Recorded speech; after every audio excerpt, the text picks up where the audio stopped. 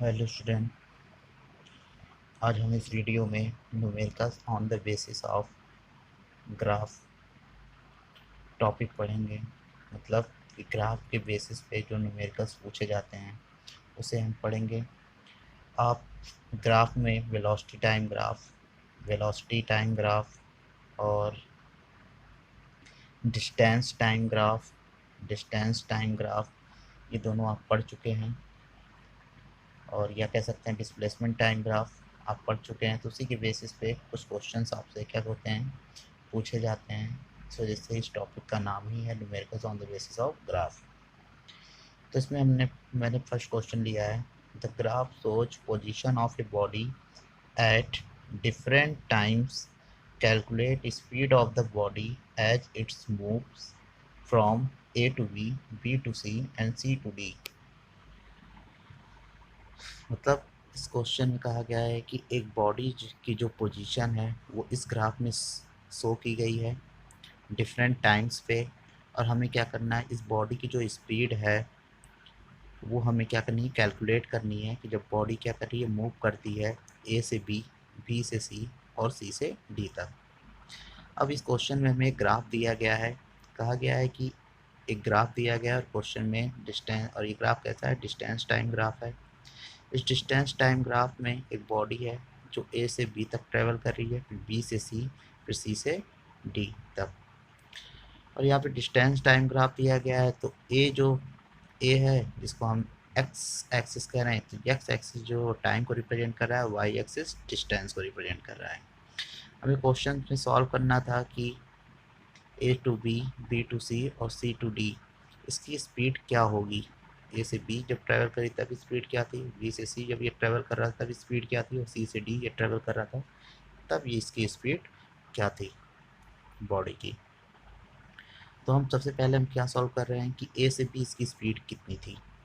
तो ए से बी अगर स्पीड देखें, ए से बी अगर हम स्पीड देखें तो स्पीड निकालने के लिए हमें क्या चाहिए, स्पीड निकालने के लिए हमें डिस्टेंस चाहिए और टाइम चाहिए। तो हम इस ग्राफ से अगर हम ए से बी के बीच अगर देखें, ए टू बी, अगर इस ग्राफ में हम ए टू बी देखें तो बॉडी ए से बी तक क्या क्या कर रही है, ट्रैवल कर रही है। और जब बॉडी ए पे थी, तो मतलब ए पॉइंट पे थी, तो उसकी डिस्टेंस कितनी थी, जीरो थी। उसकी डिस्टेंस कितनी है, जीरो है। लेकिन टाइम कितना है, टू है।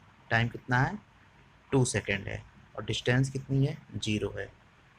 और इसी तरह से जब ये बॉडी ए से चलकर ट्रैवल करके बी पे पहुंच गई तब उसकी डिस्टेंस कितनी है, 3 मीटर।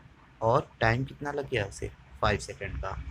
तो यहाँ से हम ग्राफ से देख रहे हैं कि जब ए से बी वो ट्रैवल कर रहा है तो बॉडी को ए से बी पोजीशन पर, ए से ए पोजीशन से बी पोजीशन पर जाने पे कितना टाइम लग रहा है, 3 सेकेंड। ये 3 सेकेंड हमने कैसे निकाला कि ए पर उसका टाइम कितना था, 2 सेकेंड था, और बी पे जब ये पहुंचा तो टाइम कितना हो गया, 5 सेकेंड हो गया।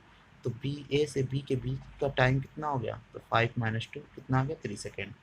और अगर हम डिस्टेंस की बात करें तो ए पोजीशन पे उसकी डिस्टेंस कितनी थी, जीरो थी, और बी पोजीशन पे उसकी डिस्टेंस कितनी हो गई, 3 हो गई। तो इसका मतलब 3 - 0 कितना हो गया, 3 मीटर। तो हमें यहाँ पे टाइम टेकन और डिस्टेंस दोनों हम यहाँ पे निकाल चुके हैं। तो स्पीड क्या हो जाएगा, डिस्टेंस अपॉन टाइम। डिस्टेंस कितनी है, 3 मीटर, कितनी है, 3 मीटर। और टाइम कितना है, 3 सेकेंड। 3 से हम 3 को क्या कर देंगे, डिवाइड कर देंगे, कितना है, 1 मीटर पर सेकेंड। ऐसे हमें क्या निकालना है, बी टू सी। तो अब हम ग्राफ में देखेंगे बी टू सी क्या है। तो बी टू सी क्या हमें है कि एक्स एक्सिस के पैरेलल एक क्या मिल रही है, एक लाइन हमें मिल रही है जो एक्स एक्सिस के क्या है, पैरेलल है। तो हम देख रहे हैं बी पोजीशन पे टाइम कितना था, 5 सेकेंड, और सी पोजीशन पे टाइम कितना हो गया, 7 सेकेंड। तो बी से सी के बीच का टाइम कितना हो गया, 7 - 5 कितना हो गया, 2 सेकेंड। और डिस्टेंस कितनी हो जाएगी, तो बी पोजीशन पे उसकी डिस्टेंस कितनी थी, 3 थी, और सी पोजीशन पे भी उसकी डिस्टेंस कितनी है, 3 मीटर ही है। तो इसका मतलब कि डिस्टेंस में कोई चेंज नहीं हो रहा है। तो 3 - 3 कितना हो जाएगा, 0 मीटर। और स्पीड कितनी हुई, distance upon time equal to 0/2 equal to 0 metre per second. ऐसे ठीक हम सी टू डी हम यहाँ पे क्या करेंगे, स्पीड फाइंड करेंगे। तो सी, तो टाइम कितना हो जाएगा, सी पोजीशन पे उसकी डिस्टेंस, डिस्टेंस कितनी थी 3 है, और डी पोजीशन पे की डिस्टेंस कितनी होगी 7, तो 7 माइनस 3 कितना हो जाएगा डिस्टेंस 7 माइनस 3 4 मीटर। और टाइम कितना हो जाएगा, सी पोजीशन पे टाइम 7 सेकेंड हो रहा था, तो डी पोजीशन पे जब पहुंच गया तो टाइम कितना हो गया 9 सेकेंड, तो 9 माइनस 7 कितना हो जाएगा 2 सेकेंड। तो यहाँ पे हमने टाइम और डिस्टेंस निकाल, तो स्पीड इक्वल टू क्या हो जाएगा distance upon time equal to 4/2, और 2 से जब हम क्या करेंगे 4 को डिवाइड करेंगे कितना है 2 मीटर पर सेकेंड हो जाएगा। तो इस तरीके से हमें ग्राफ दिया गया था कि इसमें डिस्टेंस और टाइम के बीच दिया गया था, हमने यहाँ से अलग अलग पोजिशंस के लिए अलग अलग हमने क्या निकाल लिया स्पीड निकाल लिया। अब हम आते हैं सेकेंड क्वेश्चन।